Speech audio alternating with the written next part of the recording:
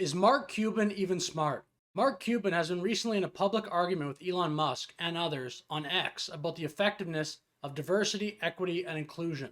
Many have been pointing out that he is actually admitting to breaking US law with regards to his hiring practices. Mark Cuban opened up massive legal exposure to all of his companies when he announced that he does use race and gender as criteria in his hiring practices, or at the very least to be as clear as possible, he said they can play a role. In my opinion, the most interesting part of the story is that perhaps the general public is finally starting to realize that Mark Cuban is not some smart billionaire whose opinions we should be taking seriously.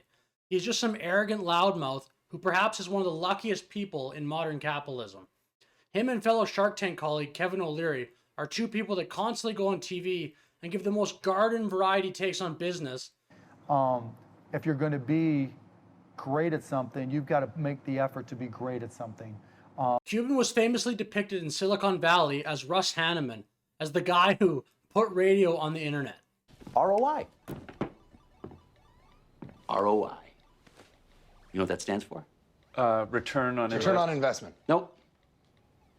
Radio on internet. People in the real Silicon Valley, not the show, have known for years Mark Cuban usually has no idea what he's talking about. Cuban got incredibly lucky at the peak of the internet bubble in 1999, selling his broadcast.com to Yahoo for $5.7 billion. But just 3 years later, Yahoo shut much of the broadcast services down, and broadcast.com has since been discontinued. Yahoo's purchase of broadcast.com has been classified as one of the worst purchases in modern history. Cuban, however, became a billionaire because of this, and he's been annoying Americans on television ever since. Cuban describes broadcast.com on TV shows and on the internet now as the first streaming service. A company called broadcast.com. And so we started what turned out to be the very first streaming company. Hardly. More like radio on the internet, as Russ Hanneman said. Radio on internet.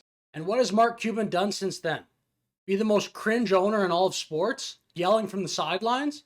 And by the way, ironically, the Dallas Mavericks happen to be historically, or at least in modern history, the whitest team in the NBA, even as Mark Cuban continues to champion DEI.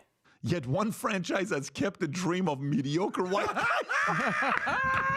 This is just the pot calling the kettle black. Personally, I think Cuban, when he does all this, just desperately wants attention, which granted, people are giving him.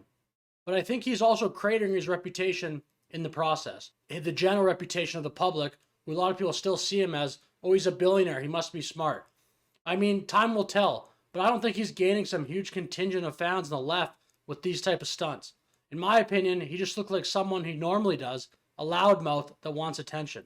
This is a similar stunt that he pulled in 2015 with Donald Trump's presidential campaign. He was one of the first people to publicly give Trump support, only to then months later denounce Trump as being lazy and not willing to put in the work to understand politics. I want to point something out to you, my friend. In July of 2015, you said, quote, Trump is probably the best thing to happen to politics in a long time. I don't care what his actual positions are. But last night on Twitter, you officially joined the Never Trump Club. What changed for you? He doesn't do the work. He's lazy. Donald Trump then went on to, of course, win the presidency, and he is positioned as of now to probably do the same thing in 2024. At least he's ahead in the polls right now, so he's the most likely candidate. So with regard to Donald Trump not putting in the work, I mean, good call, Mark. Unless he's just saying that everyone who votes for Trump is dumb. Maybe that's what he's saying. I hope not.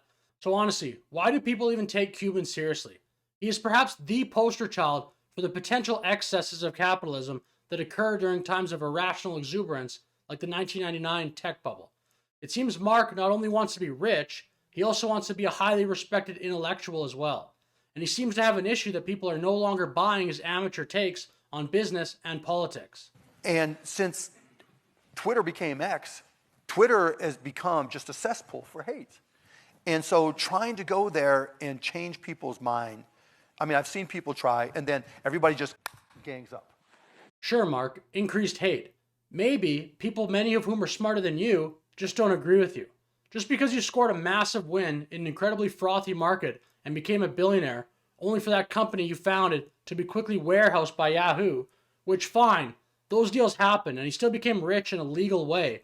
But just because you scored a huge win back in 1999, this does not mean you win the respect and admiration of everybody in America and the world too. And if you really think X has become so hateful, you're obviously more than welcome to stop using it. So with that said, I think Mark Cuban has been taking L's for years. He parades around on shows like some ultimate guru of business, giving everybody advice, but really, in my opinion, he is just a guy looking for attention. Radio on internet.